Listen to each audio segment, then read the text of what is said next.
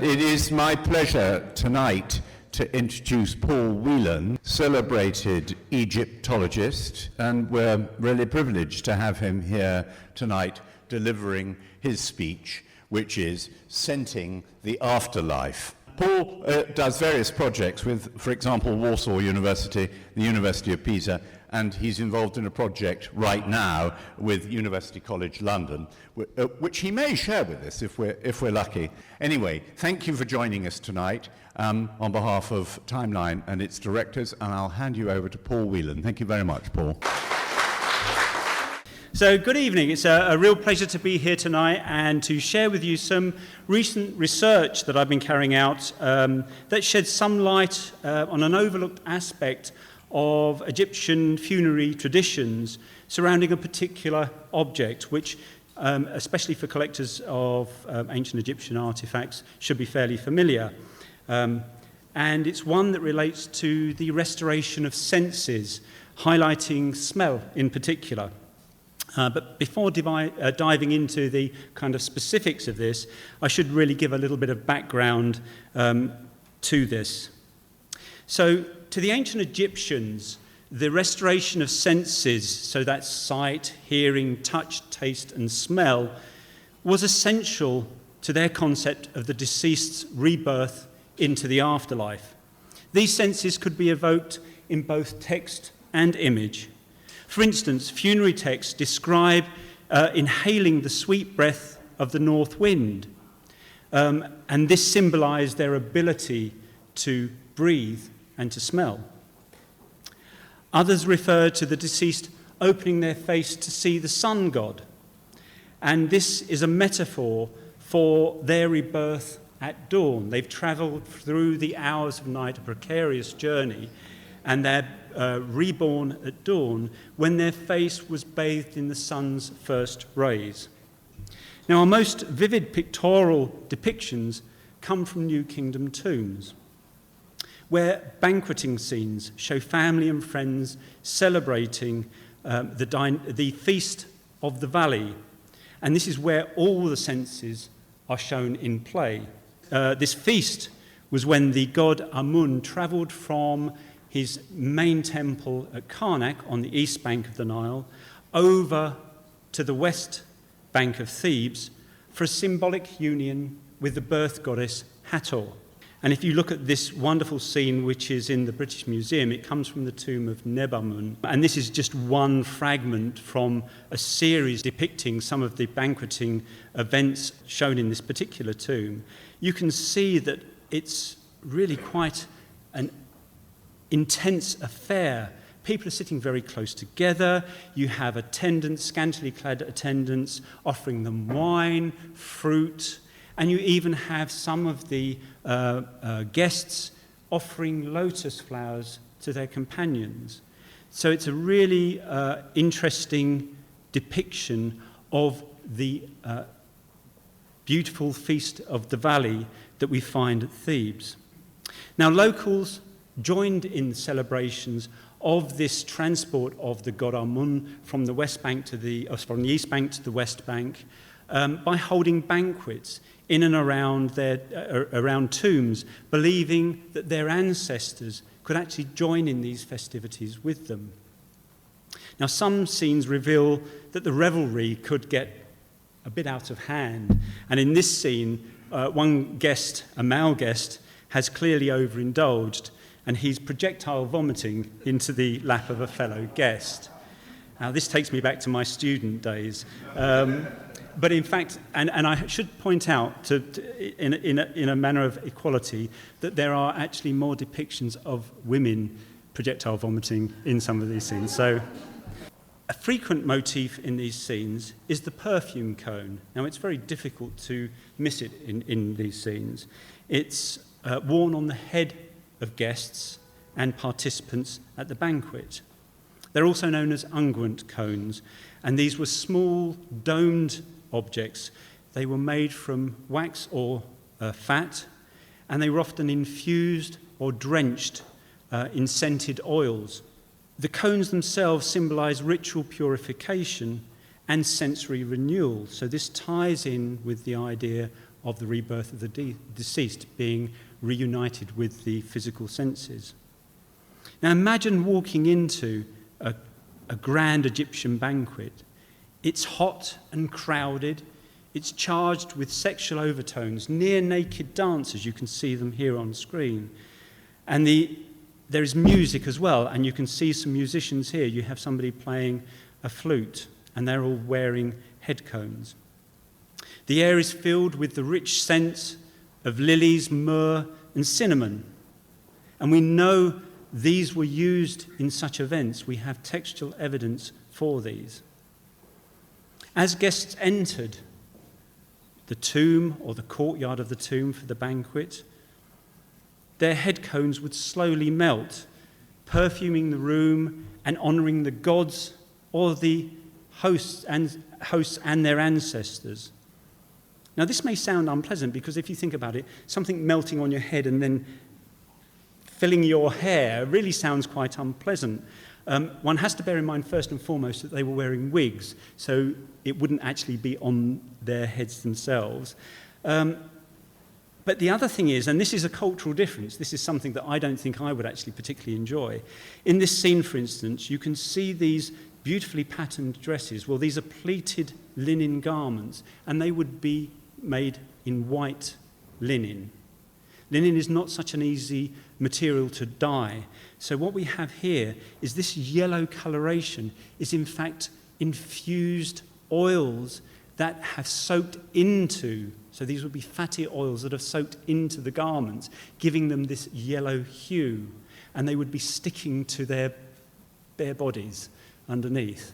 Now, I don't think it's particularly inviting, actually. I'm not sure that if I did get an invite to one of these parties, I'd be clearing out my sock drawer or something like that. But for the Egyptians, it wasn't just about smelling good. It was about showing respect, status, and devotion. And these kind of scenes highlight the banqueting for the elite members of society. Intriguingly, the Egyptian word for scent, sechi, is a homonym for the verb meaning to create, and that's create life through sexual union. This pun suggests associations with fertility, potency, and rebirth, and thus resonates with concepts for both the living and the dead. In the afterlife, you want to have all your physical attributes working, and so this highlights that element. For the deceased also, breathing in the cone's perfume may have symbolized the restoration of vital senses, a life revitalized, ready for their eternal existence in the afterlife.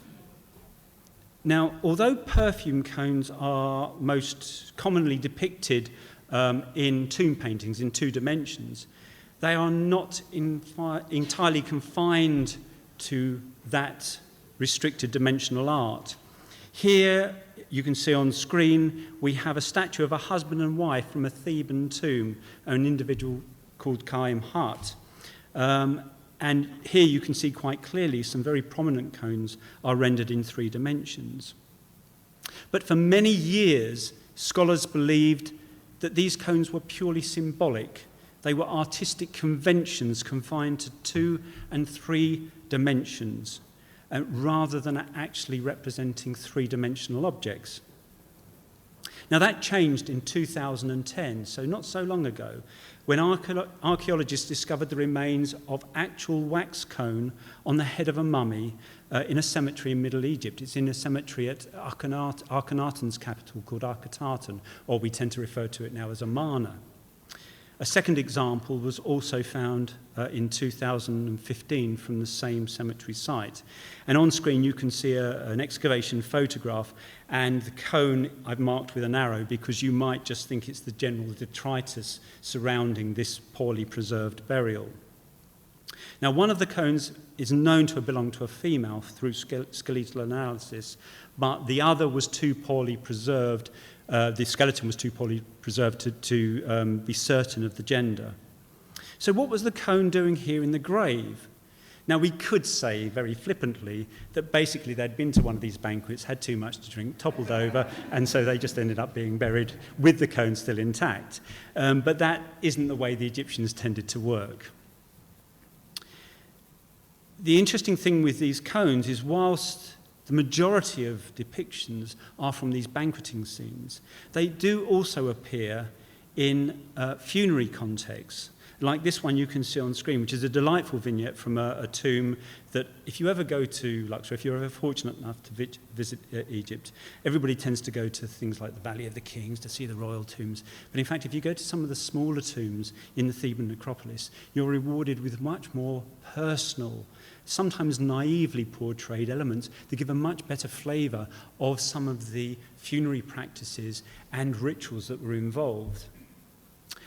So here you can see this rather wonderful vignette, and you can see that there are two coffins standing in front of the tomb. You have a pyramid-topped tomb, and you can see the brown door which they would enter the tomb to, and that's going into the mountain. You can see this rather beautifully pinky peach-coloured rock, and that's the Theban mountain, symbolising the west, the land of the dead. But you can see here this attendant is supporting one of the coffins, but on the top of the coffins you have two perfume cones. So what might these cones signify in these funerary contexts? We understand the reasoning behind them in banqueting scenes, but there seems to, and that might play some part into their appearance on coffins here, but there could also be something else. Well, this question brings me to my current project, a collaborative study of the necropolis of Rifa. Rifa is located roughly halfway between Cairo and Luxor. The cemetery includes rock-cut tombs, some quite elaborate rock-cut tombs in the cliffs, and simpler shaft burials in the desert plain in front of the cliffs. But it covers quite a wide chronological period, spanning something like 2,500 years. In fact, longer than that, because there are tombs in the medieval period there, but I'm talking about Pharaonic Egypt. And so we have burials coming from the Old Kingdom right the way through to the end of the Pharaonic period. Now, my contribution to this project focuses on shabtis. It's something that I'm particularly interested in, and I thought I'd talk about it tonight because many collectors of Egyptian antiquities often have a shabti or two in their collection. And these were shabtis discovered at Rifa during excavations conducted by, often referred to as the father of modern Egyptology, Sir William Matthew Flinders Petrie. And he was excavating there for a very short period between 1906 and 1907. And in fact, for much of that time, he wasn't actually supervising the excavations. He had other people to do that for him. But he found there many hundreds of examples. And one of the objects that he found there, one of these shabtis, has prompted a re-evaluation of the perfume cone motif on funerary objects. On the left, you can see an excavation photograph of the upper half of this particular shabti. I think you can see just from that photograph that it's really quite a beautifully carved object. It's made from limestone, and you can see a beautifully decorated wig with all the curls and the layering. It's often referred to as a duplex wig. On the chest, you can see a winged bird. Now this, unfortunately, the head is broken off, but this would almost certainly have had a human head on it. So it would be a hawk's body with a human head. You can see his beautifully rendered hands placed in front of him. This is in an attitude of reverence and prayer. And you can see just the beginnings of some of the inscription just around the area of the hands. What's really interesting with this is in the excavation report, Petrie doesn't mention very much about this shabti. In fact, he only actually writes less than half a page on about hundreds of shabtis that were recovered at the site. Perhaps this was partly due because he wasn't present at their discovery, so he's just referring to them from notes given to him by the person that was. The other thing is as well is that when he was writing up about this shabti, which again is just a few lines, he doesn't actually mention the most remarkable feature of it, which is the cone on the head. you can see quite clearly in the colour photograph, which I took in Manchester Museum. And I think the reason for this is I think he was looking at the excavation photograph, and if you look at that, there's this white band just above the head, which seems to slightly de-emphasize the cone itself. And he didn't mention this at all. And this is really strange because it is, at that time, it would have been the only example ever known of a shabti with a perfume cone on its head. So for me, it's quite exciting. You can tell I don't get out much, so these things really kind of interest me. The lower half of the figure was also found, and this figure is now in the Manchester Museum, as I mentioned, and it has been restored to give it some idea of the original height, which is around 37 centimetres. Now, if people who collect shabtis, they will know that 37 centimetres is a big shabti.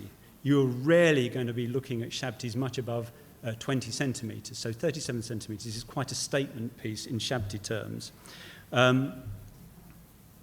What's really interesting with this cone on the head, it is slightly damaged, and it's only recently, in fact, this was published a few years ago in a catalogue of the Manchester Museum's collection of shabtis, and no mention was made of it, but when I was up there earlier this year, we had a look at it, and we realised that it's actually got some little red streaks painted on it, and I think hopefully you can see that on the screen.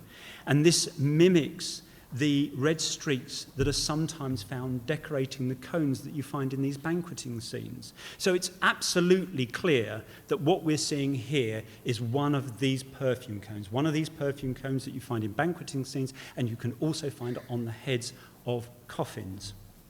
Now, to date, I have only found 2 other shabtis in existence with this feature.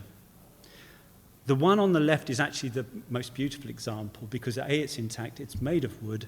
It comes from a period probably a little bit earlier than Paysa Shabti. I would say something like the very end of the 18th dynasty, perhaps the very beginning of the 19th dynasty, whereas Paysa Shabti is from the Ramesside period, 19th or 20th dynasty.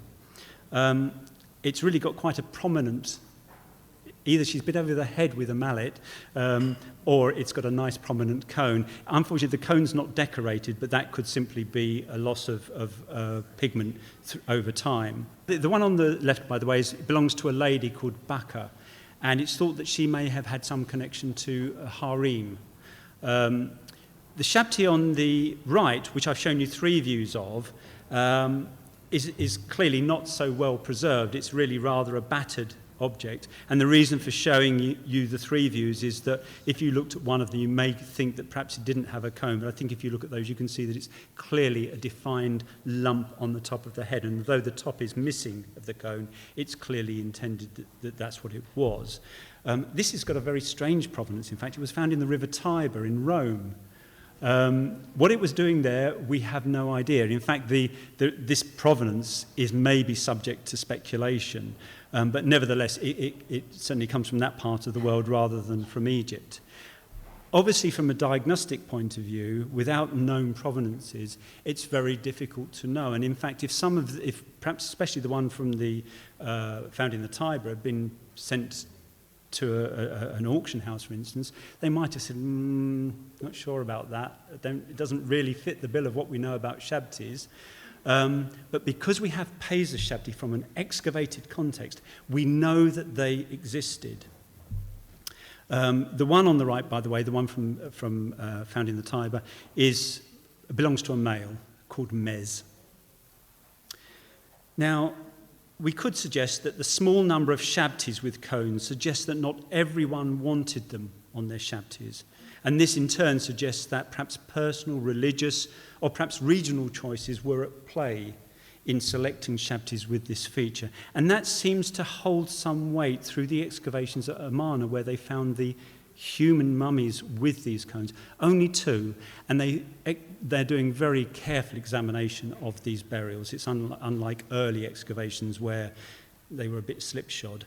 They too believed that only a select number of people decided to have these cones. So it's a personal belief in a certain aspect of funerary practices that meant that they were used. So that's one reason why we may not see so many shabtis with these cones. One theory links Baccha, so this lady who was connected to the harem, with Hathoric seduction and fertility. So Hathor was a birth goddess. She was associated with music and all those kind of things in between that we often like to think about.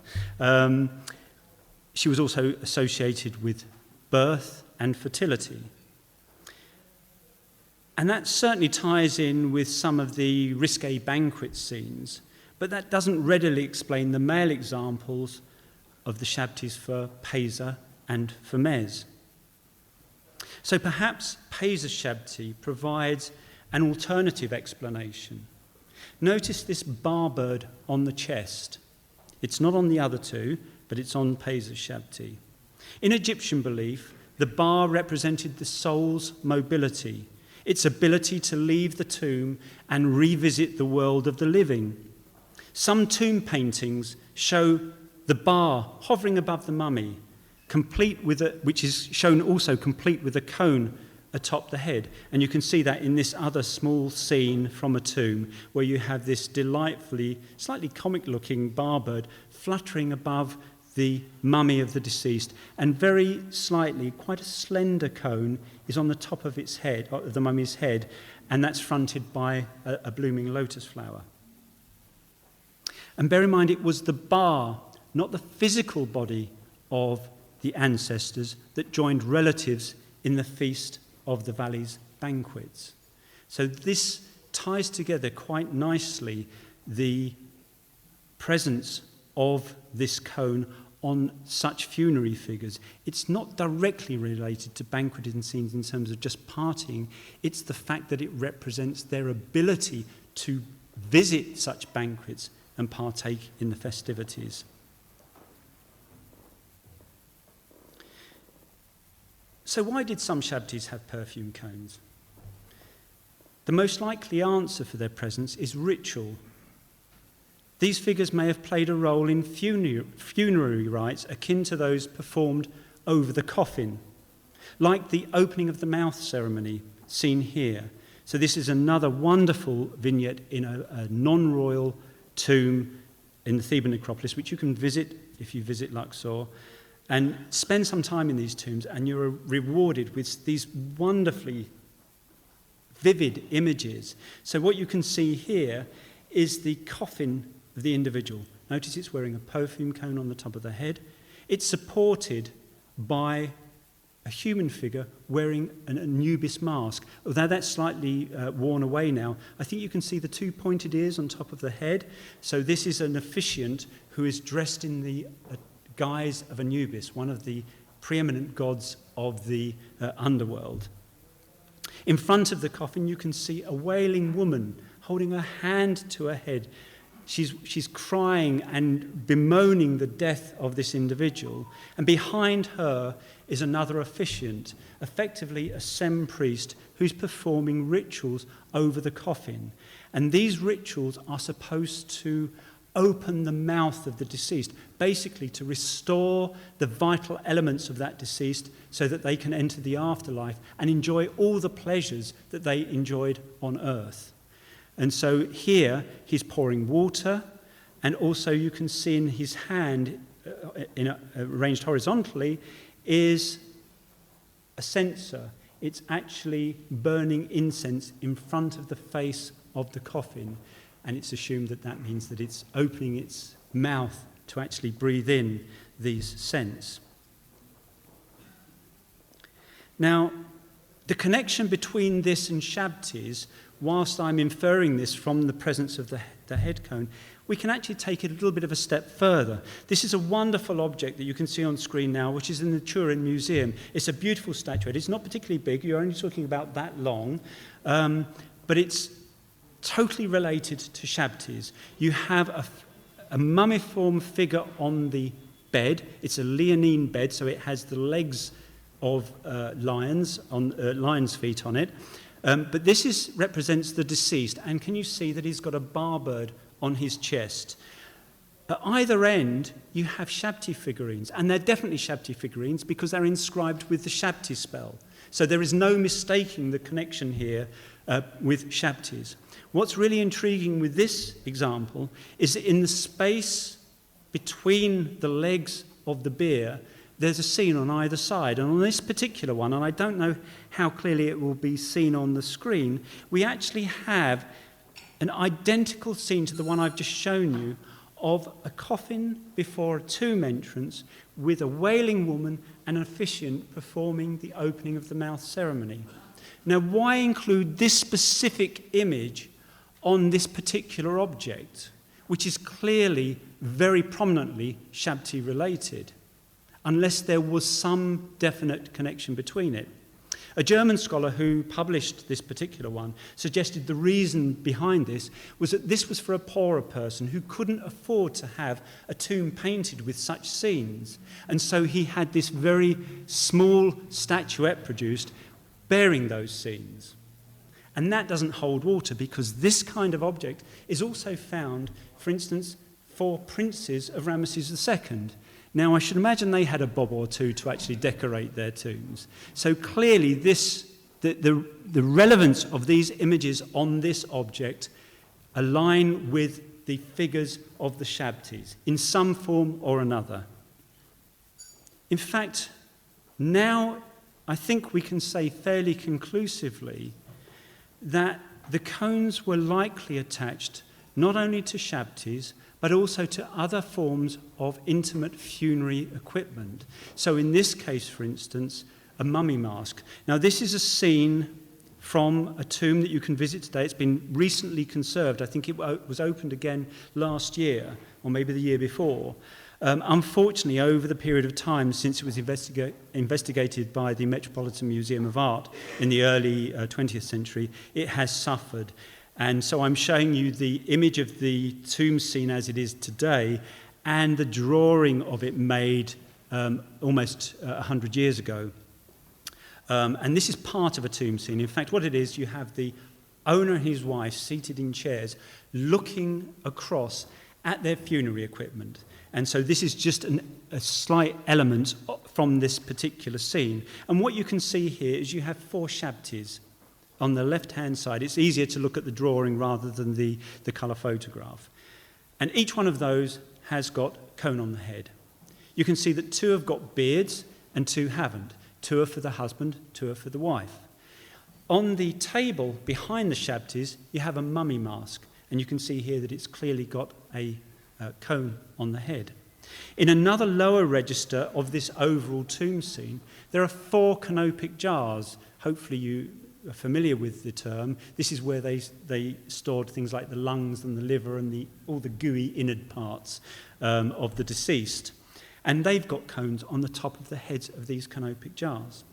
So it seems to me quite likely that rituals were performed over these objects, magically giving them the ability to come to life.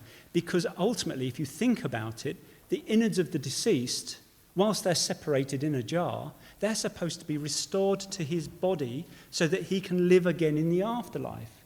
So perhaps by placing cones on those and performing the opening of the mouth ritual or a similar kind of ritual, that's what they intended to achieve. The Shabtis themselves, whilst they tend to be images of or are supposed to be substitutes for the deceased, they're also servants. And maybe it was to magically bring those to life for the deceased as well.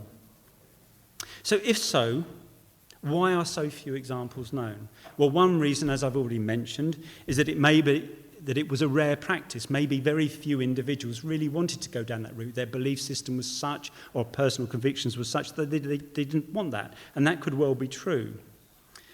Perhaps it was also the choice of a specific artisan or a patron. It may also be that the cones might have been made separate and then later removed. So that got me thinking, because we have a definite example from an excavated context, we know they existed. is it that we haven't really been looking at other shabtis to see if there is any evidence of cones? So I'll give you just a few examples now, and you may or may not agree with me that they may indicate the once presence of cones. So here we have a shabti in the British Museum. It's a very finely crafted shabti. It comes from the same period as Pisa. It's got a barbird on the chest. The wig is beautifully rendered, but when you look at the top, you'll see that there's a scratched out flat area in the top. Now, we could say that perhaps that's an artisan's representation of somebody going a little bit thin on top. But I think that's highly unlikely. If you look at this kind of quality of shabti, the striations of the wig go right the way through to the centre. So what's going on here? You could say perhaps it's just been rubbed over antiquity and it's just worn off. That could be the case, but what I think this might represent is that there was once an integrally carved cone on the head that was then removed after a ritual before being placed in the tomb. Here we have another one, also in the British Museum, barbird on the chest. And I'm not suggesting, because we have these two other examples that don't have barbirds on the chest, that it's only limited to these. It's just that it's an interesting connection. But here you have, again, a very well-carved shabti. You can see the striations on the head, and then you've got a circular ring with bisected by a line. Now, what's that? It doesn't... I can't explain it straightforwardly as any kind of natural thing that you would think that they would put for his appearance. What I actually wonder here is perhaps there was a separately modelled cone, perhaps in wax or fat, that was placed on the head, and these grooves allowed it to key better on the top of the head, rather than simply quickly sliding off. So this idea deserves further exploration. So far, all the examples that I've been talking about from the two-dimensional depictions and so on date to the New Kingdom. But is there evidence of continuity in later periods for this particular practice? Well, the answer is possibly. Now, these shabtis belonged to a royal woman named Mehit Wesket of the 22nd dynasty. So this is the subsequent period, the third intermediate period after the New Kingdom. Now, many of hers are unlike other shabtis for royal women or men of this period. Most of those have hair striations that go across the head. And then you have a sash with a tie at the back. She has the sash with a tie at the back, but in the centre of the head, you can see on 3 examples, there is a circular dark dot in the middle. So what's this? Now, you could say it could represent a solar disk, because shabtis often start with the invocation, the illuminated one. It's a solar aspect, and it's associated with their rebirth. But given our known examples from the New Kingdom, could this be a schematic, two-dimensional representation of a cone on this shabti? Even more intriguing, and this I found recently when I was on the trip to Manchester to look at the shabti of Pisa, is this late period example of a priest named Haruja. Now, those who collect shabtis will be very familiar with Haruja. This was a tomb found by Flinders Petrie again, and it was flooded, and he had to wade through water with bits of mummy and mummy cases floating around, and he actually found in total around just under 400 shabtis, beautifully crafted shabtis, made in different moulds, but really quite beautiful. On this one particular example in Manchester, if you look at the top of the head, you'll see a circular stain. Now, I can't readily explain what that circular stain is. It's very precisely in the centre of the crown, and it clearly could represent the residue from a now removed cone made of wax or fat. Now, the museum actually has a total of 58 of Haruja's shabtis. So there are 400, so I haven't been able to check all of them. But we did check. This is Campbell Price, by the way. He's the curator of the Egyptian collection. He's a wonderful chap. And we actually spent time looking at the remaining 57 shabtis of Haruja in the collection, and none of them had that same feature. Now, performing the ceremony on each shabti would have been impractical, especially when you've got 400 shabtis to do. It would take forever. It's far more likely that one figure, especially when there's a large group, was selected and once symbolically charged after the ceremony, acted on behalf of the rest of the figurines. So this research really invites museum curators and collectors to take a closer look, literally, at the heads of their shabtis. Who knows what other examples might be waiting to be found? Thank you for your attention.